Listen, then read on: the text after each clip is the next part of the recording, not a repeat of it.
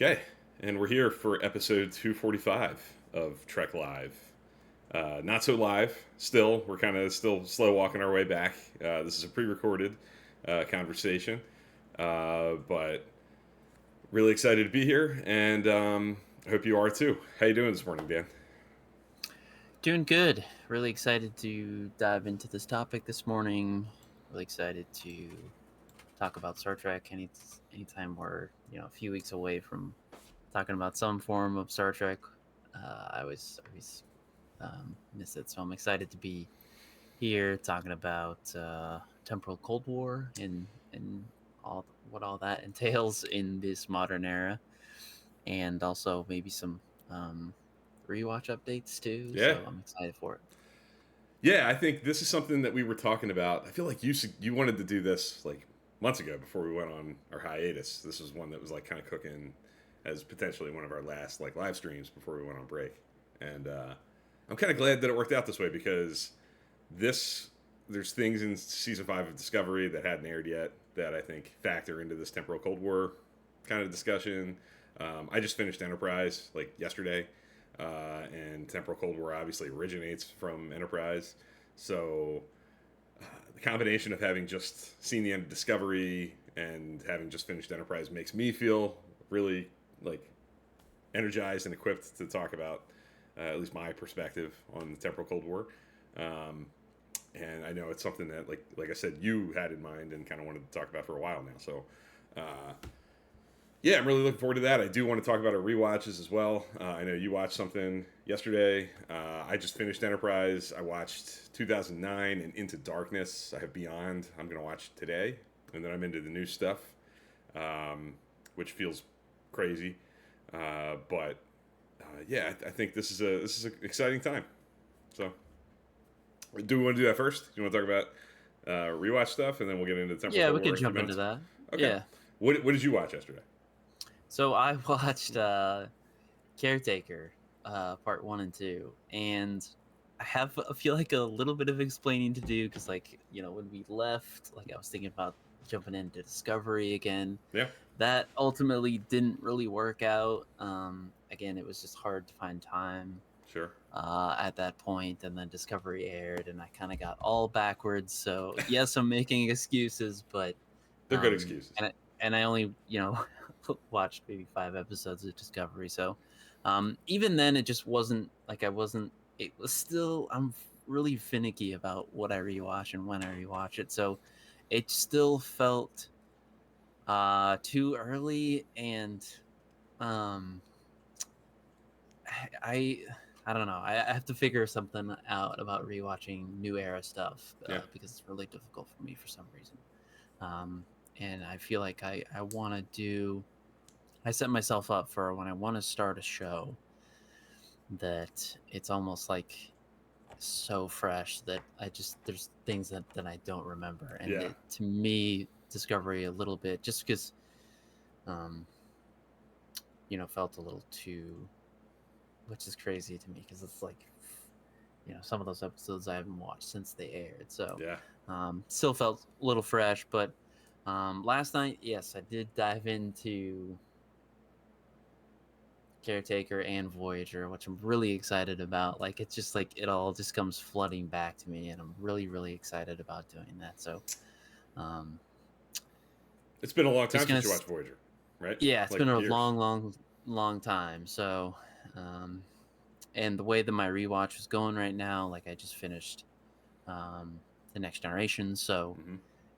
if I'm going like timeline wise, I should be into Deep Space Nine, but You just watched that. I just watched that, so Yeah. that doesn't work out. So I just Hmm. think that um, I'm really excited about Voyager, and I guess that's just a little pointer to um, if you're wanting to get into rewatching, just like find something that you're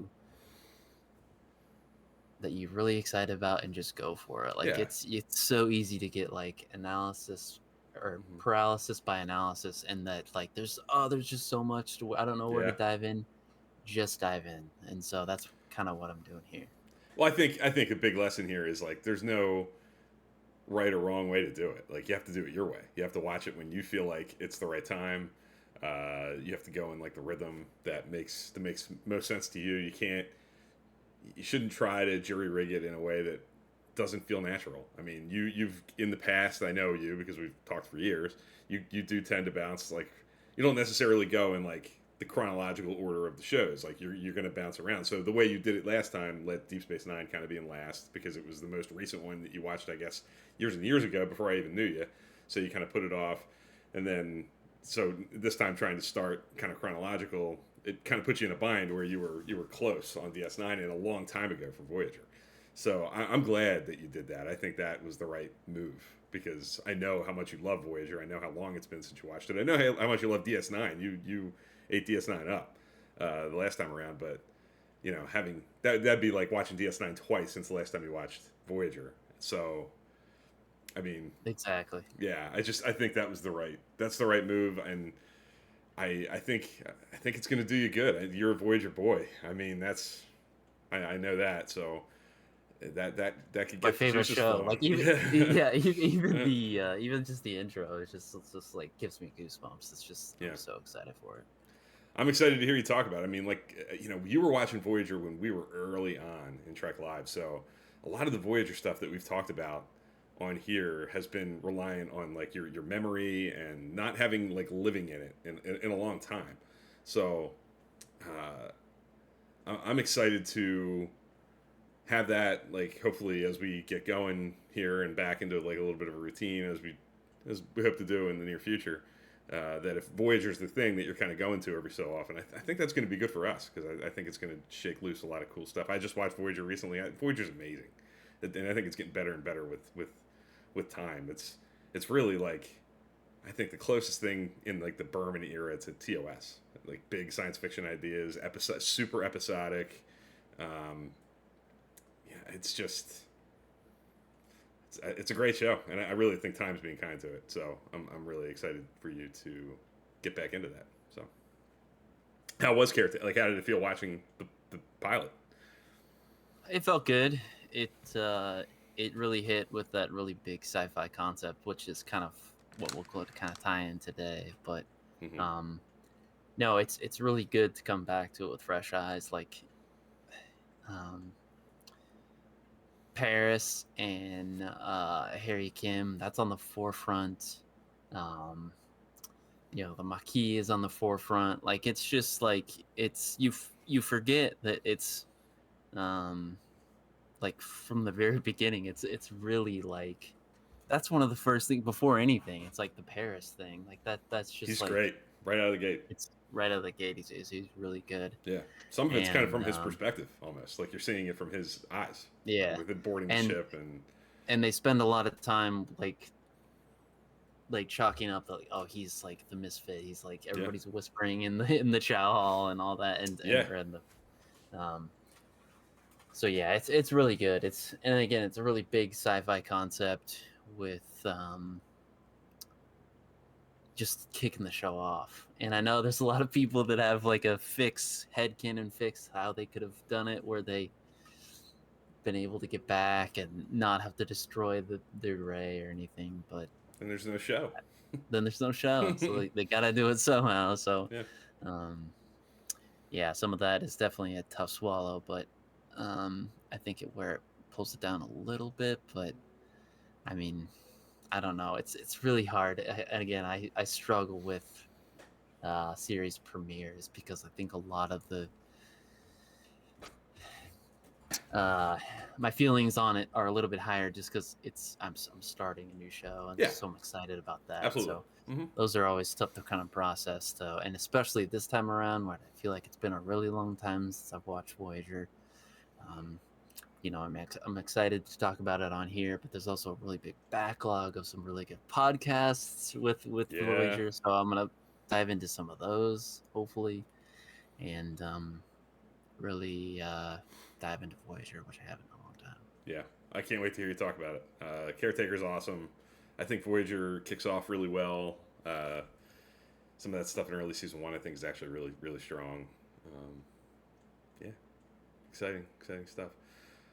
So I just finished Enterprise, which we can kind of dovetail into this Temporal Cold War thing. I'll just say, I love Enterprise too.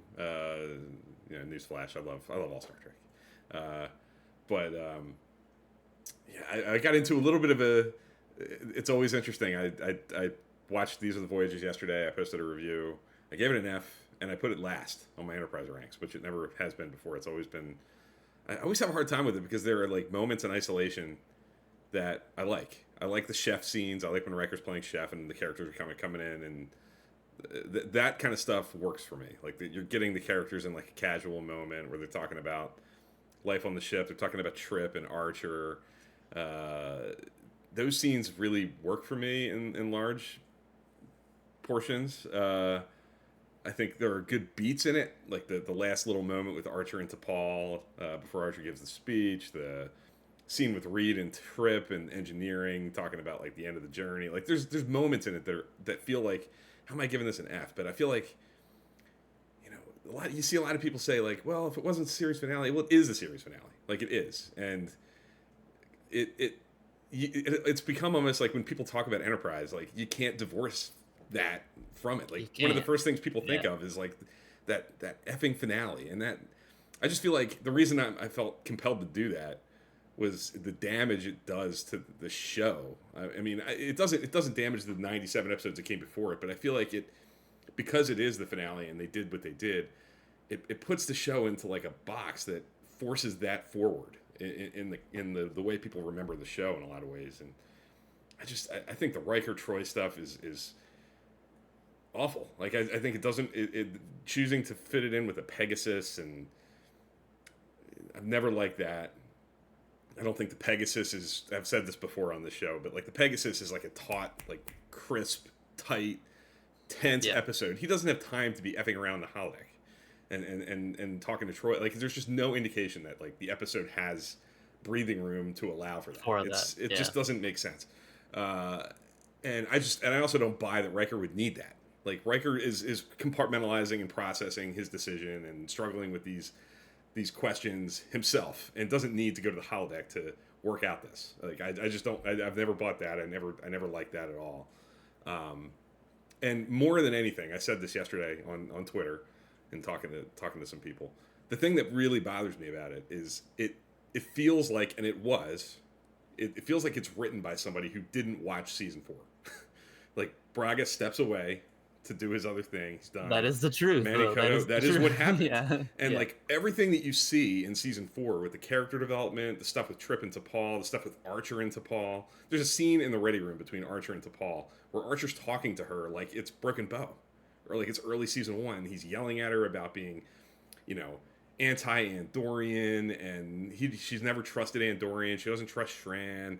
Like it feels so retro. Like we're going all the way back to like season 1 where the show is so much has happened in season 4, and the character relationships have changed, and it's more casual, and it's got a different tone.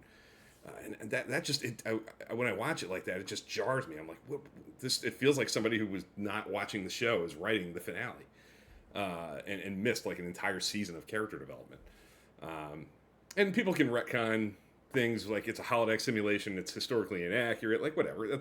Yes, you could do that, but it doesn't make it dramatically satisfying to me. This is where I am, what I'm talking about. That's my experience. So I just think it's an unsatisfying finale, and when you look at it like as a series finale and what it does for the show, it's I think it's Enterprise's worst episode. I think it's worse than Precious Cargo. I think it's down there with like the worst. And I think as other shows, especially as new shows, have ended Discovery, I think of Life Itself. I think of The Last Generation in Picard. Like it's ridiculous. It's not even remotely close, and it just makes These Are the Voyages look worse. And time is just easing me back into like, no, it belongs like bottom tier for me. Like it has nice moments on the back of the cast being good, which they should be by the end of the show. Like I've grown to love the characters. I've grown to love the cast. They're good. They can power like decently written scenes that are coying for like emotional resonance. They can do that. Like that's to be expected, and they do it. But in the big picture, I just think it's a flat tire. I just think it's a total flop. Yeah. Yeah, I have to agree. I don't think I'll ever waste my time on it ever. I think it falls into like the majority of animated series episodes where I'll probably never watch it again. Hmm. Yeah. But if I go through Enterprise, when I go through Enterprise again, I don't think I will end with this episode. A lot of people don't. I think a lot Yeah. of people do that, and I don't. I'm a completionist, so I struggle with that. I watch it, I put myself through it, and I can get through it on the back of the moments that I talked about. Like I feel like I have to, but I get it. I get why people just want to end it with. And Terra Prime, like that two-parter. I'm about to watch the Vulcan Hello and Battle of Binary Stars. I've talked about this before too. They like talk to each other. That 2 episode arc at the end of Enterprise and the beginning of the Discovery, they're about the same thing, just from different perspectives. It's all about like xenophobia and fear of like whittling down a bloodline. Like Takuvma is all worried about Andorians and Vulcans and Tellarites and humans infringing on Klingon culture and Remain Klingon. remain Yeah. Klingon, and that's what Yeah. Paxton is all about in Terra Prime. It's all about like humans and Vulcans are going to start having babies, and it's gonna ruin our heritage, which is timely in what we live today. And I love the way that they kind of talk to each other accidentally, kind of. So you're tempted to just end with that and then go right into Discovery if you're watching in that kind of order. But yeah, it's a shame. But I love Enterprise. I love those characters. I think I've talked at length on this show about how much I enjoy that show and how much I wish there was more of it. Season 4 is always a bittersweet experience for that reason. But yeah. And we could talk about that all day. We could do an hour on rewatch recap kind of things and talk about Enterprise and stuff. I would point people towards Twitter. I posted a whole bunch of like stats, like I always do at the end of every season, episode rankings, like I do at the end of every show. You can find all my Enterprise stuff. There's a link on my Twitter page as well to my like a OneDrive online version of the spreadsheet that I use to track all this stuff, where you can see my full rankings and stuff, all that as I'm kind of moving through it. And everyone's welcome to use that and take a look at it. It's a view only document, but you can poke around and see all the stuff as I go through it.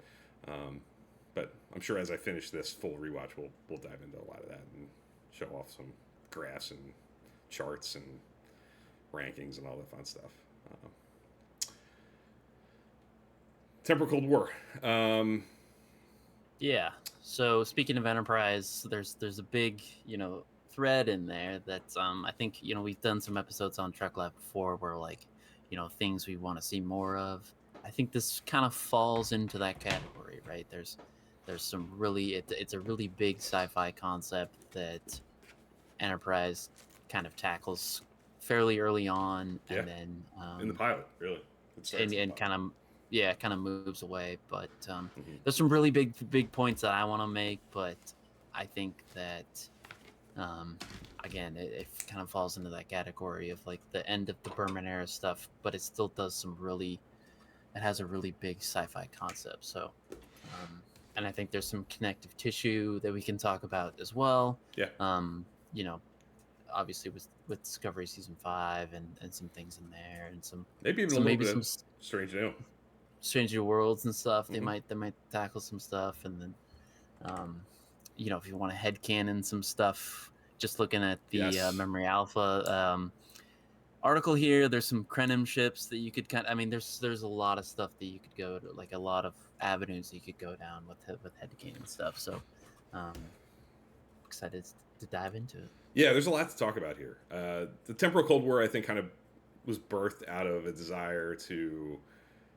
I think there was ambivalence about Enterprise being a prequel, and if you listen to interviews with Rick Berman, Brandon Braga, the studio had some misgivings about doing the prequel thing, and one of the kind of givebacks to that was that they would have this time travel element that would kind of pseudo operate as like an element of a sequel. It's kind of a prequel with elements of future Star Trek kind of playing into it as well with time travel, and that felt like kind of a way to introduce a happy medium. And it sort of becomes in those first couple of seasons, especially really even into the third season, it plays into the Xindi stuff as sort of a kind of a recurring series within a series. Every season, there's a couple episodes that kind of lean into it and explore this temporal Cold War idea. You have Daniels as kind of a recurring character, coming in and out in sort of a Q like kind of a way, where he's away and then he comes in and drives an episode a bit. Yeah, and you see a lot of folks talking about it. Some people love it. Some people feel kind of left cold by it because it, you know, you can make a case that it doesn't, because we're seeing it through the eyes of Archer in the 22nd century. We're not seeing the war kind of being fought in its time of origin. There's a lot of stuff we don't know. There's a lot of mystery to it. There's the future guy, for example, with the Suliban. That's a big deal in Enterprise. That you never really know who he is or where he comes from. And some people get hung up on that and they want answers. They want to know, who is that? What's he trying to do? Where is he from? Like, what's his perspective? Archer. It's supposed to be. Yeah, the idea was that it was future Archer. And I kind of like that. I like the ambivalence of it and the fact that we're seeing it from the perspective of people in the 22nd century who are kind of pawns in it. They're being used and it's impacting them, but they're not driving it. And I'm okay when Star Trek doesn't deliver all the answers. I like the mystery to be kind of left intact wherever possible. But Yeah. that's a dicey subject for some folks. Yeah, similar to like Section 31 stuff. I Yes. think they go hand in hand. Sometimes like it's better when we don't. Yes, too much information is Yeah. not always helpful. But my biggest like point here that I want to put forward, and this is my kind of rebuttal to that. It's like when you think about time travel, people can get burned out, and maybe the franchise was burnt out at that point with some of the time travel stuff. But there's always been a question when you ask, like, if you could go back in time, when would you want to go back? And I would say that you're not going to pick some everyday moment, and maybe you will, but you're going to pick a day or time when something big and momentous happens. Right. Hi there. and so this is a big and momentous occasion, right, for this point in Star Trek. And so like the time travel stuff and the interference that Daniels runs with some of these, this temporal Cold War idea, I think fits for this time frame because it's such a momentous. It's when the Federation is in its infancy. Right. It's just starting out, the War 5 engine, all this. It's just like the perfect time for a hotbed for people to try to right to try to if you want to interfere. If you want to change history, if you want to make the Federation less of a thing and make it if you want to alter history in a damaging way for the Federation, where would you go? You would go where the Federation's in the beginning before the Federation's formed, when Starfleet's at its least technologically advanced, where somebody like Archer's like really playing behind the eight ball. He doesn't know any of this stuff. He's not exposed to it. Time travel's a new thing. They haven't really done that. They've never really experienced that. It's like, what the heck is all this? And it's where you get the most bang for your buck. You're going to change the timeline. That's where you're going to go. So yeah, I agree with that. I think it makes perfect sense that that's where, if you're conceiving of a temporal Cold War where there's people trying to F around with the timeline and create a timeline where it's advantageous to you, whoever you are, and you're not interested in a powerful, strong, healthy Federation, that's where it would kind of all coalesce, and a lot of the stuff would be happening around that time.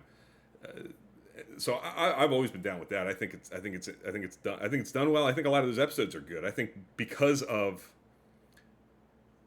I think for a lot of people, like I said, the hinge point is on, like, do you like being not in the know? Are you okay with having not a lot of information, having more questions posed than answers? Episodes like Cold Front, episodes like Future Tense, where stuff's coming from the future and it's happening to them, and it kind of just goes away, and there's never really like a satisfying, oh, this is why they were doing that, and this is who that was, and where it was all coming from.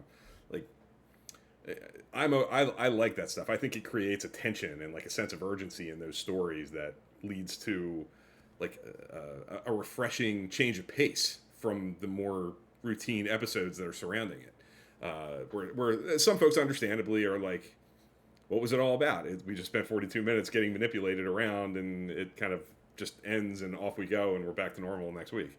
I See, get I'm people's fine with that. perspectives. Yeah, I'm I'm fine fine with with that. that too. I'm Yeah. good with it too.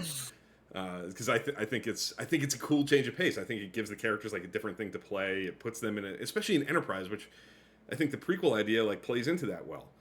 It puts the Enterprise characters into a position where they really are just pawns. They don't have the answers. They're clueless. Like they're just doing the best they can, completely like outmatched and outwitted, and they're it makes them more heroic when they can kind of navigate these situations and succeed. And I'm good with it. I think they mine it for a lot of good effect in a lot of those episodes, and even it becomes relevant in the Xindi stuff. All the Xindi being manipulated by these aliens from the future who are building these spheres to create a region of space that is, yeah, that's all incorporated into that to me. Like that's part of it. The entirety of the third season is like a payoff to the Temporal Cold War. It's a big element of that for me.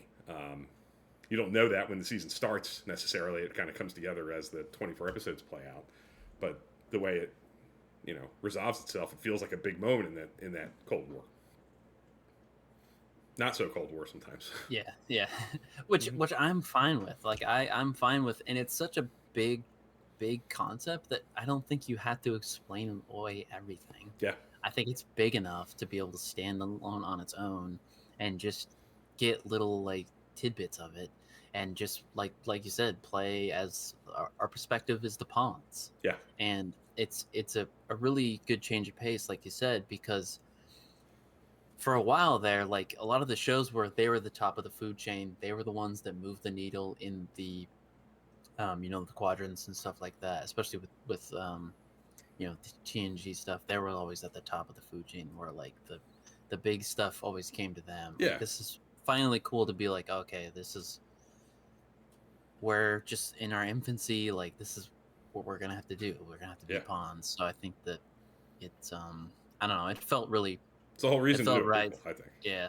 Which it's again, it's I'm fine with not having to be explained and not having to have a bunch of this information talking head stuff similar to Section 31 stuff. I think it's a big enough concept that it doesn't need to be have a headquarters. It doesn't have to be. We could still do a handler thing, like kind of like this. We have Daniels is kind of the handler pseudo, like navigator through this stuff. So it's just.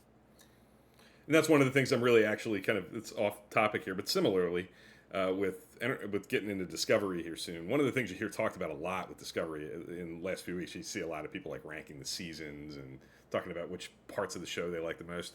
And season 2, it's got a lot of ups with the Pike and the Spock and the Strange New World setup and answering a lot of questions from that prequel element of what Discovery was. But, what a lot of people don't like about it, the thing that draws a lot of negativity, is too much Section 31. They explore too much of Section 31. They give you too much information about Section 31. So, similar, I think you're 100% right. I think those two things both operate best in the shadows. Like, I think the more exposition and the more like detail you learn about both of those kinds of story elements, the more ineffective they become. And I think the Temporal Cold War has been more successfully used than Section 31 has.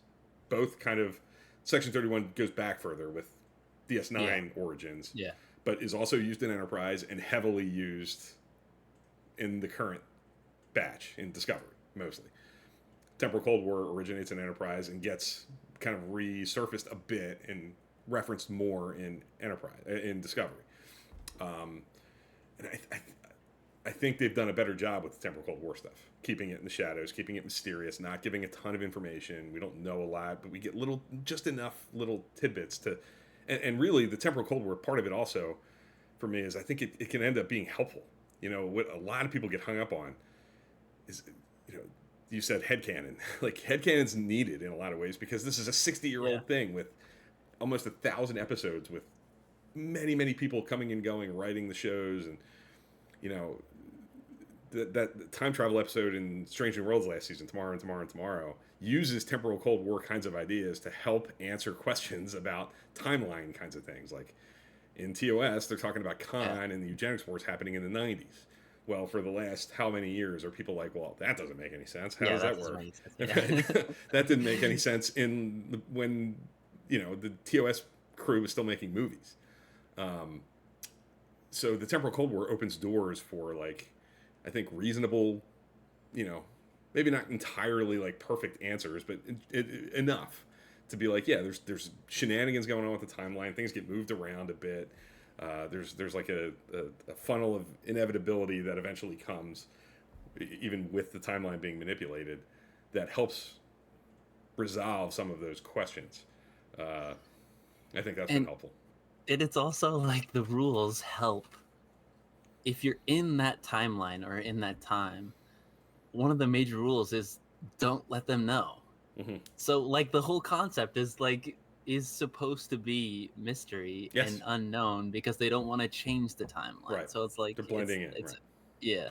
So um I think you're right. There's definitely a balance that we can find with navigating that, but also like just the way this concept worked, it helps.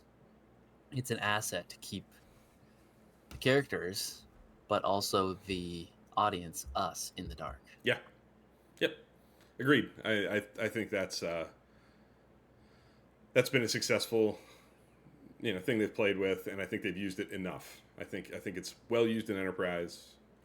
I've never felt like this is a thing that like Jim from Trek Ranks and I have long disagreed about. He's a big Stormfront fan, with kind of resolving the Temporal Cold War and the trip back to World War II and stuff. And I'm a little more mixed on it. I wouldn't say I dislike it. I think I gave him about the C plus. I have him kind of like right in the middle of the pack. I think there's a retro kind of wacky element to them that I like, but it does feel like kind of an abrupt ending to the Temporal Cold War. I don't love that.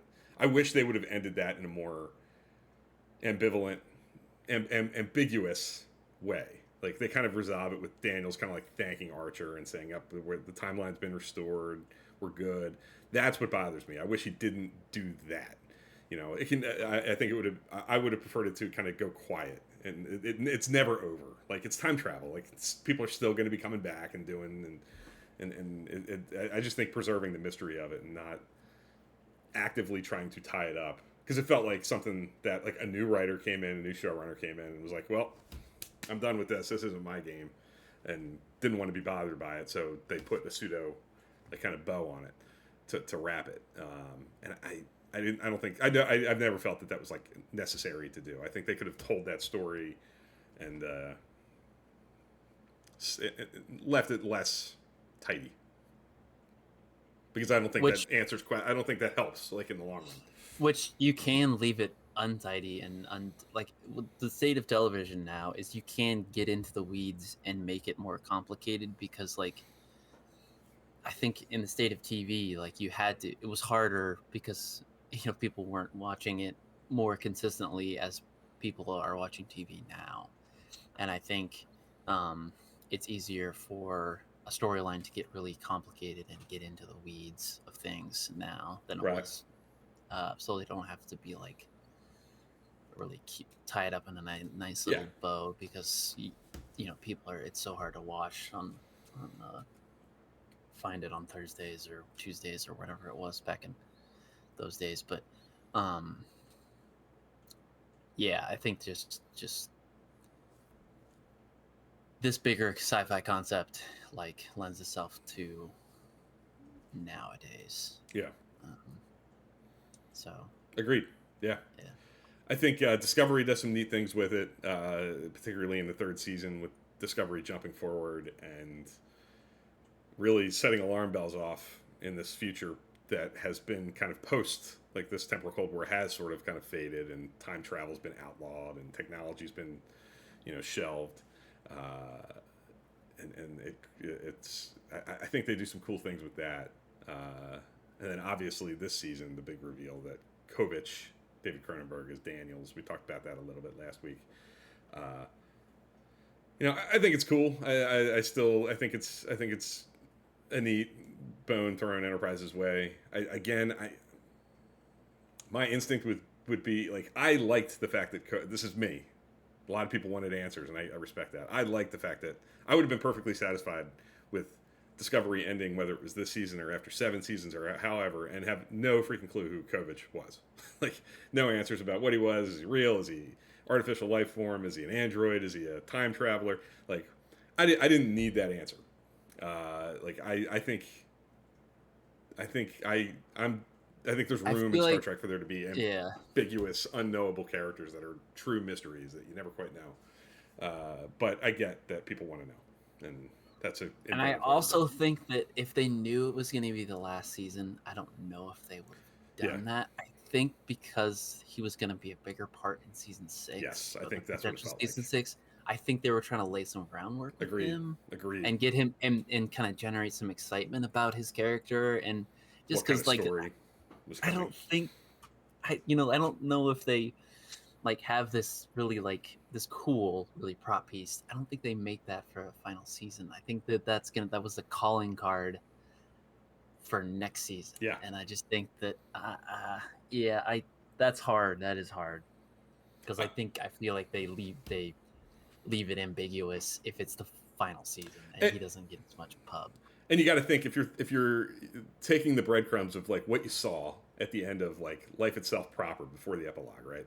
Like Book and Burnham are getting called away by Kovic or Daniels, and you know that they wanted to tie up Calypso with like a season kind of story, right? That was going to involve the ship being retrofitted back to its original, going out into deep space for time and stuff. Like you can imagine that, knowing that they revealed Daniels, like would that have been like a Temporal Cold War kind of story? I think so. I think it would have been, because I think that kind of thing with the Discovery sitting for 1,000 years, I think it makes more sense to almost like retrofit it and send it back in time by itself to like hide it again, the way they tried to hide it in the future. I think they were driving towards something time travel, something Temporal Cold War with the Daniels reveal, and knowing that they were going to do Calypso stuff. So I think you're right. I think they did that, definitely teeing up the way that it's placed at the very end of the finale. And then they use him calling back, like you said, with the prop, the infinity thing, which is a time kind of a motif.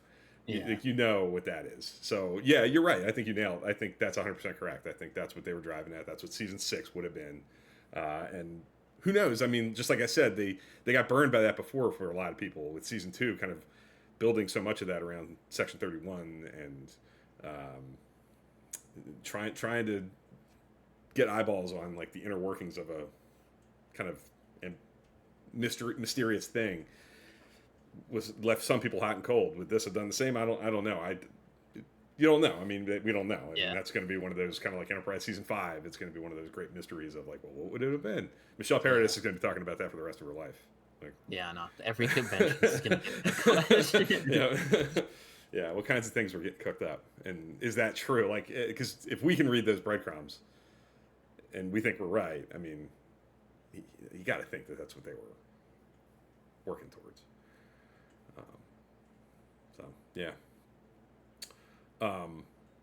They even do some cool stuff with that the 2-parter in season 3 with the Guardian of Forever kind of being moved around and hidden as like a time travel device because of the Temporal Cold War.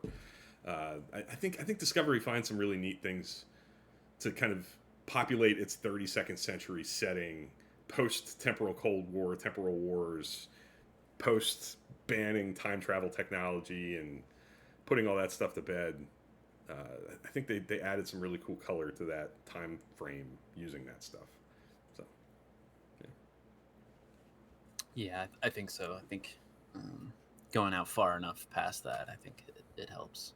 Yeah. But again, I don't want to like put some negative spin on it. I think there are some there were some fun things they could have done with Temporal Cold War, and there still is. There is. There's absolutely big chunk of unknowns. Starfleet Academy still takes place in that time. Could it be worked in there? They did it a little bit already with. That's the beauty of the Temporal Cold War. I mean, with the notion that people are kind of hopping around the timeline and trying to maneuver things around. Really, any of the shows can incorporate elements of it. Prodigy could have elements of it. Lower Decks could have elements of it. Whatever's coming down the pike could have elements of it. Section 31 could have elements of it. The movie with Georgiou already having kind of bounced through time and universes and stuff. It's really the beauty of the concept is like it's retroactively already there all through it. Like, is Gary Seven kind of a temporal agent kind of guy? Like all that Yeah, stuff. again, Like anytime you see that kind of stuff, you have to assume that like they're there's no playing into groundwork that really. somehow. It's there already. Yeah, Yeah. yeah. And just like we talk about like a lot of this new track, Discovery especially, I think adding color to what's already been there. I think the Temporal Cold War has done that. It's added some stuff that wasn't intended, but helps serve existing stories that have been there for a long time that weren't consciously leaning into those things. But I think That would be cool if Gary Seven was hey, that would be awesome. I think anytime you get an element of that, anytime there's people who are popping through time and trying to preserve this or change that, whether or not they're telling you that on screen or not, it's kind of almost hard to imagine that they're not sucked into that somehow. Like whether they're knowingly participating in it or being used in some way. Like all that stuff is open to interpretation and headcanon and how you want to watch it. Unless they specifically answer questions on screen and they're tidy enough to not leave open room, it's all open to interpretation. Yeah. And I think, yeah, good. I just think that it's the Temporal Cold War is the best when it's in that gray area. Yeah. Like it's. I don't think we should. There have been some moments on screen that it's felt more black and white and tied with a bow, like Bill mentioned. But I think a lot of these big sci-fi concept and big Star Trek concepts, not just science fiction, but like even the Section 31 stuff. It's at its best when it's in that gray area and it leaves the audience and also the characters up to interpretation. Yeah. Agreed. One of the things I'm really eager to do, having just watched Enterprise and getting into Discovery, you got to wait until the third season to do it. But I know Jim, our friend from Trek Ranks, did it. He went back and watched like the Daniels stuff from Enterprise and then the Kovich stuff in Discovery to kind of chart like, does it work? Like, how well can you like imagine that this is the same dude? And he seems to think it works pretty well. And I'm kind of, especially in those third season appearances where they're trying to like dissect Discovery. Are you really from the, like, is this all innocent or is this some game? You know, like when Kovich is like drilling into that stuff in those first couple episodes that he's in and the two-parter with Georgiou and the Guardian of Forever and stuff, like watching that for the first time with like the perspective of he's Daniels will be interesting, and I'm really looking forward to that. Like I said, especially coming from it's interesting how it all kind of works together. Enterprise used to be like either the prequel you watched at the beginning and was kind of like long over by the time you're done the whole thing, or the end of it, depending on how you watched it. And now a lot of the stuff that is in the Enterprise gets picked up and run with in Discovery, and it's kind of cool that worked out that way.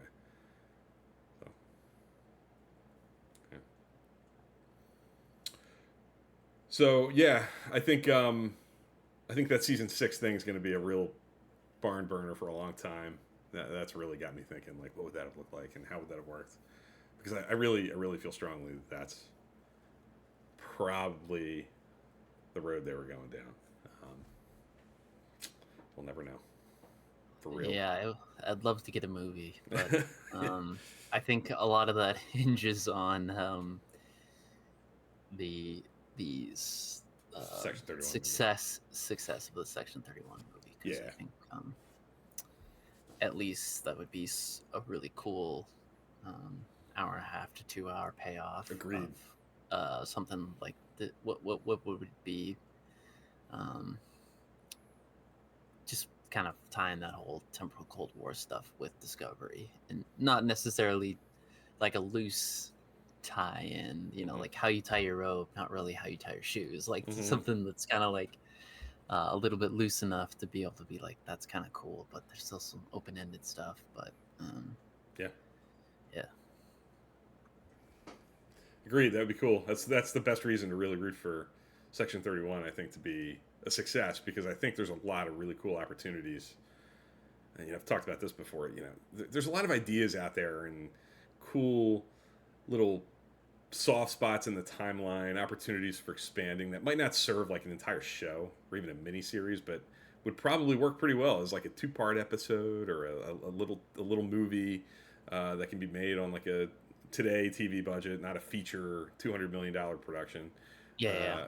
That would be really cool. I think that's an opportunity for Star Trek to poke in and out of the timeline, so to speak, and give a little love to different areas and give just a little something to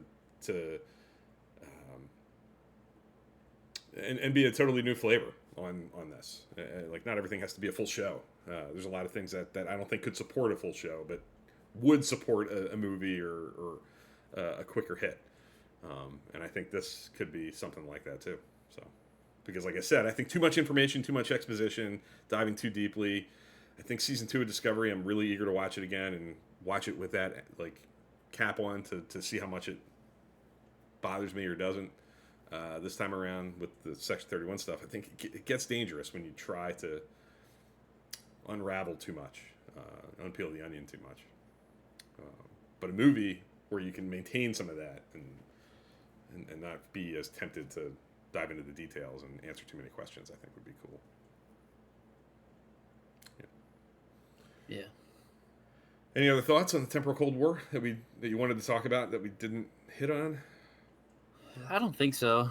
I think there's some really cool production elements to it. I think there's some really cool visual effects, that especially the photo we used for the thumbnail here. It's I think would be really cool, like even in today's production standards, like the VR wall to be able to see. Gosh, I think that it's like the notion that the timeline isn't this linear thing; it's this big spaghetti looking thing. I just think that would be really cool to see on using some of the modern production elements, and then it really just opens up. You're not like, if you like Bill talked about, if they do like a movie or something, you're not really in this box. You're in a box, but it's a sandbox. You can do whatever you want, whenever you want, wherever you want. I just think that that's kind of cool to be able to just like take the gloves off and kind of go wherever, do whatever, and all that. And so, I really love this type of topic, and I think it can be really divisive in stuff with Enterprise, because Enterprise.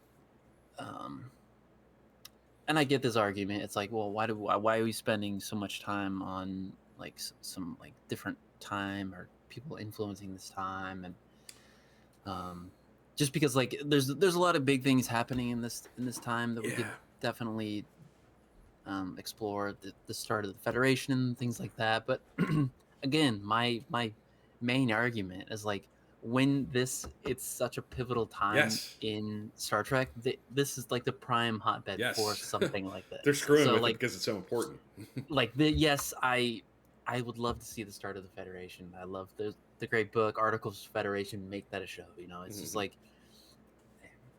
I don't know. It's tough. It's really tough. So, but that's my main defense of the Cold War. It's like, that's why it's here. 100%. I think you can make a case that it helps drive home that premise that this is a really critical point.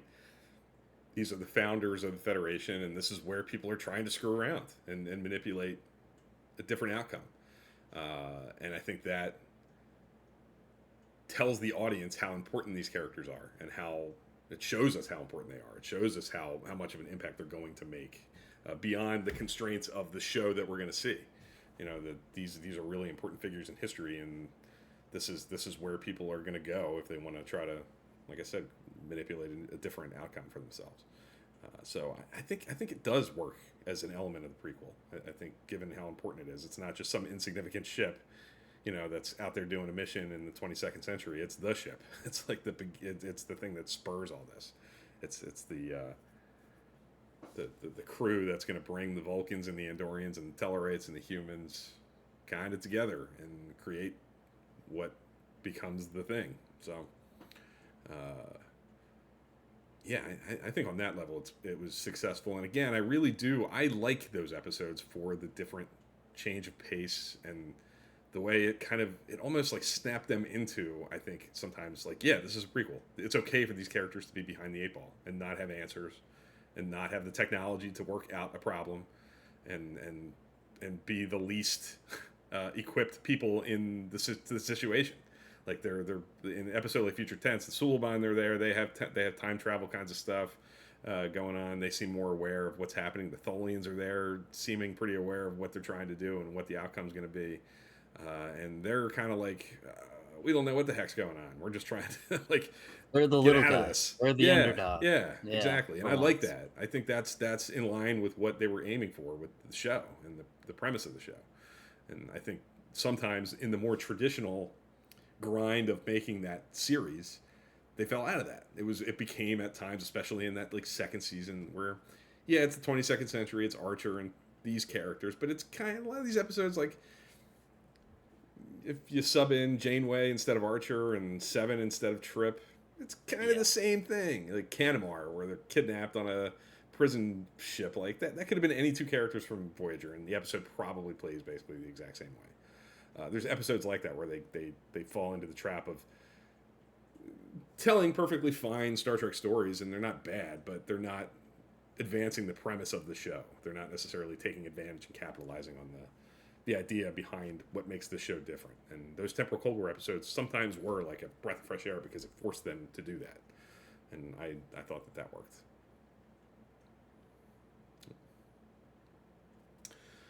All right, so we're coming up on an hour. I think, that should do it for that part of the conversation. Is there anything you want to kind of throw in there at the end?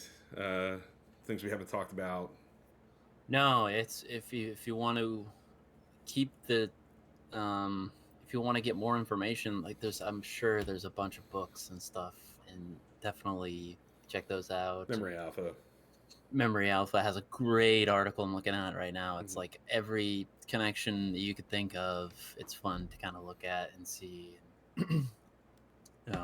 Just see how much, because you think the Temporal Cold War is not, it's only strictly Enterprise and a little bit in some of these other shows. There's some great connections that are highlighted here, so definitely check that out. Absolutely. I'll just say this off the Temporal Cold War. I put this on Twitter earlier this week. Now that I'm actually doing it, I got to tell you guys, like, I have a lot of anxiety about anymore doing these episode reviews on Twitter, grading, ranking, the new stuff. Yeah, the new stuff is really hard. It's hard. It's hard for me because it's new and it's still being like digested in a lot of ways. But the thing that really makes me anxious is I know that people who worked on these shows are out there and that they find these staff tweets. Is very active. Writers, they've interacted with me and us and are very accessible in this world that we're in. Like in this community, we're fortunate enough to have a platform to talk about this and be in the community in an active way. And those interactions can reach people who dumped their heart and soul into these shows. And I put something on Twitter this week about that and wanting to make clear that I love this more than anything in the world. And this is all on a spectrum of love. Even I just went on a tirade earlier, not a tirade, but a little spell on These Are the Voyages, which I truly believe is within the constraints of Star Trek, pretty awful. But I've seen it like 12 times in my life, 13, 14, 15 times. These are things I'm going to watch for the rest of my life. Whether I give it a D or an A, I'm going to watch it. I love it. It's playing a big, important part in the thing that I love the most. And I mean no disrespect. If I give it a D to an episode or a C to an episode, it kills me to do it publicly on these shows, especially because they are so new. And it's more likely than the old stuff, I think, for somebody to feel close to it recently to see something like that and feel hurt. And I hope that doesn't happen. And I hope I can make clear and talk about them in a way that makes clear how much I love it. And it's all like, it's all out of love, and it really makes me uneasy. It makes me almost want to not put grades on and hide some of that stuff. You have to. But I think you have to. And it's what I do. And it helps me to make sense of all the stuff and put it into perspective. Go ahead. I'll get on my soapbox. We have to be, and I don't want to get this, because I think this type of thinking can go into like, I can become a hater really quickly. But I think when something and I've seen people on Twitter and a bunch of these social media places that use this argument that if something matters to you, you have to voice your opinion because notoriously Star Trek has had a very, very loyal fan base and a fan base that can make a difference. So Mm-hmm. you have to have those honest reviews. Yeah, I agree with that. That being said, a franchise can quickly turn over when uh production people, staff members do not take the fandom and their franchise seriously. Mm-hmm. We can end up like some of these. I won't mention them, but there are some, like if something sells, especially on the eve of this really big like Paramount whole potential Right. sale thing, Yeah. a franchise can flip a 180 very quickly. Mm-hmm. And so I think that we have to be, I mean, not really like haters and looking for Mm-hmm. like the worst Yeah, stuff, but the like, whole thing is, I think, approaching it from like a constructive and not like I just hate it because a broad brush like kinds of things. Like that's what I was trying to articulate with the stuff. Like I love all of the shows, like the baselines of them all. I'm into them all. I enjoy them all. I love the characters. And I respect the heck out of everybody who works on these shows. But you're right. I think it's important for us, especially people of good faith, and not just I hate it, I hate it, I hate it, to be able to say this is what I really love, and this is what didn't work as well for me.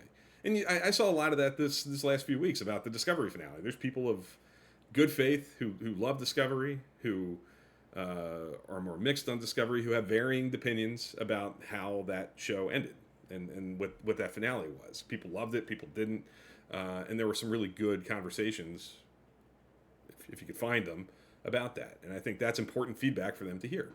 And I think I would imagine that they're used to that. And if you're creating and you're out there working, when you put out a movie or a TV show, it's not going to be 100.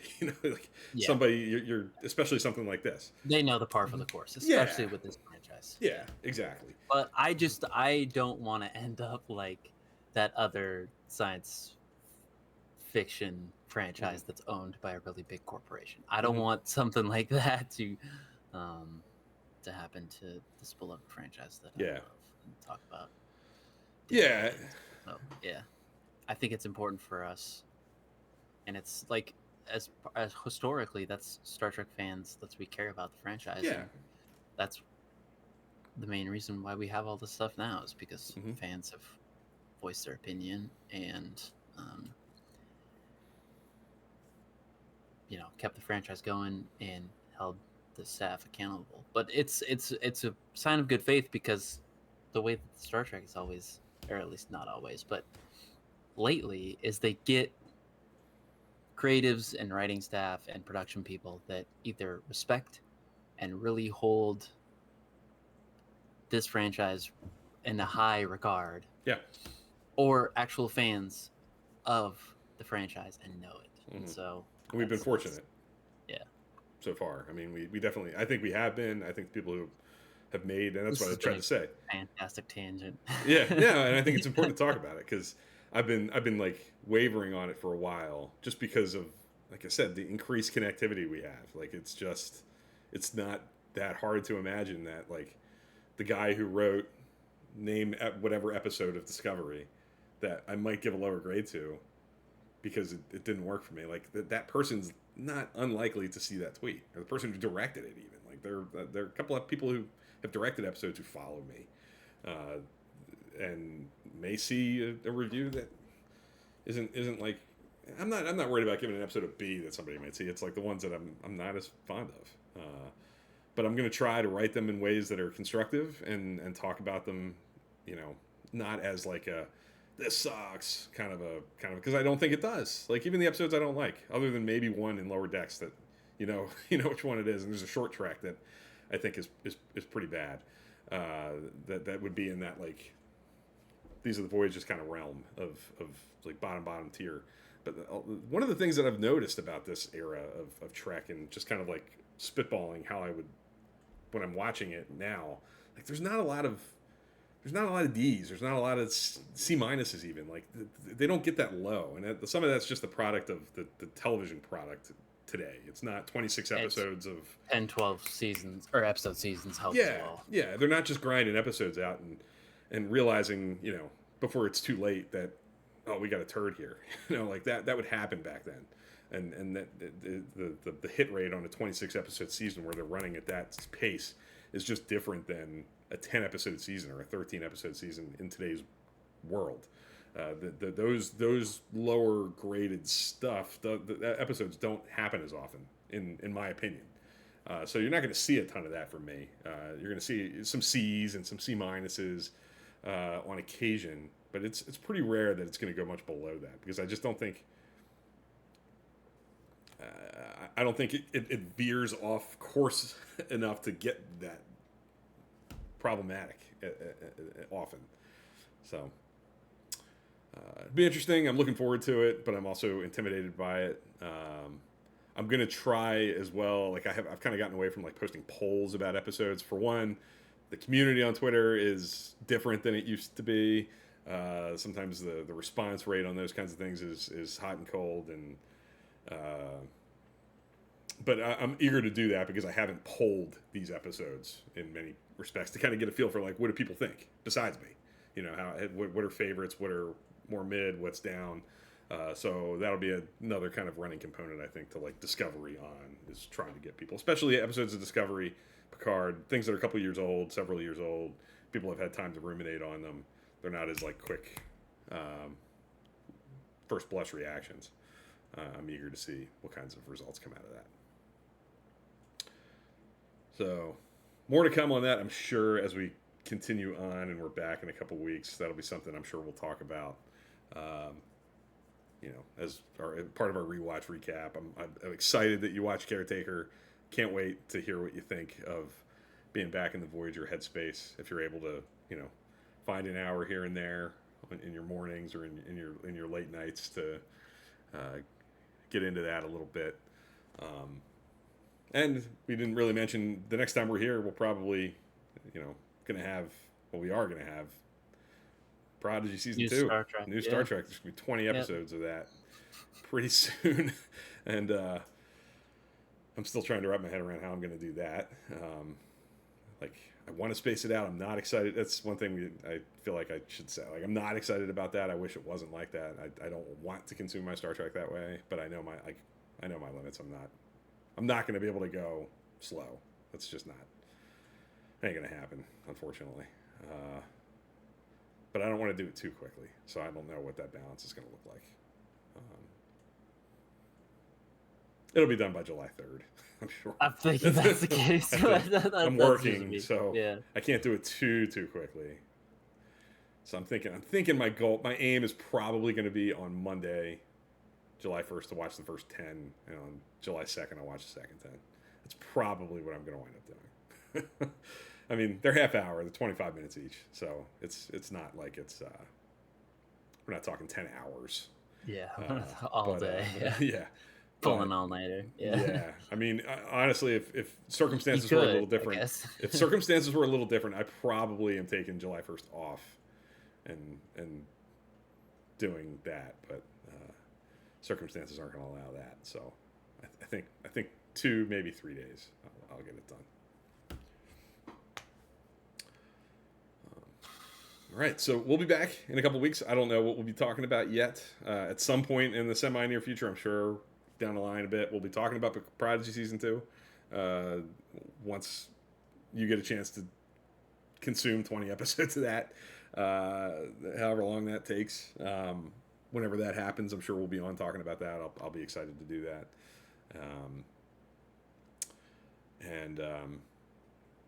Yeah. Yeah.